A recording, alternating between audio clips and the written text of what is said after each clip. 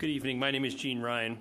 Howard County Public Schools does a lot of really great things. We have great students, educators, and family. But this is not an awards presentation. This is a budget session. One of the reasons I'm running for the Board of Education is because I have long been concerned about how our school system spends its money. Demanding a fully funded school budget is the right call, but first, the burden is on this Board of Education to demonstrate that you're using our taxpayer money wisely.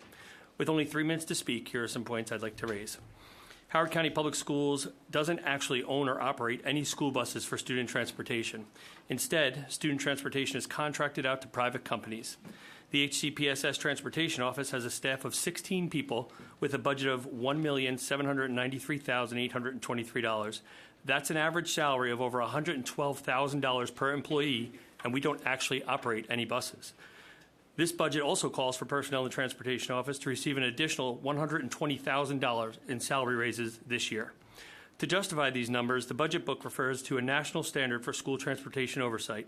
I looked up that national standard, which I hope each board member here tonight did as well.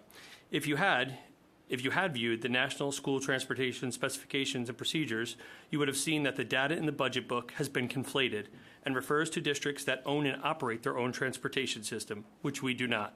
We utilize private carriers, a system whose design requires much less administrative oversight. I would encourage this board to demand more accountability when the data being supplied is not completely accurate and appears misleading. Ask all the questions you want, but we, the community, need you to seek action and greater accountability.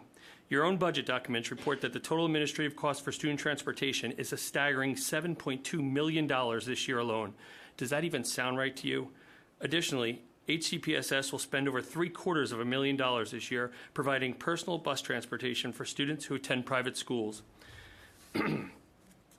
This group of students is made up of students whose parents have decided to send them to private parochial schools and pay the tuition. However, Howard County provides free transportation.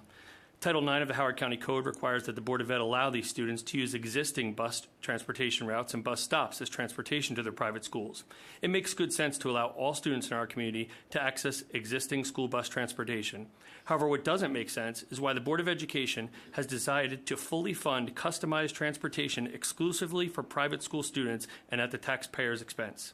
I would love to discuss a host of other budget concerns, but unfortunately, I am time limited. Thank you. Thank you. We share the last.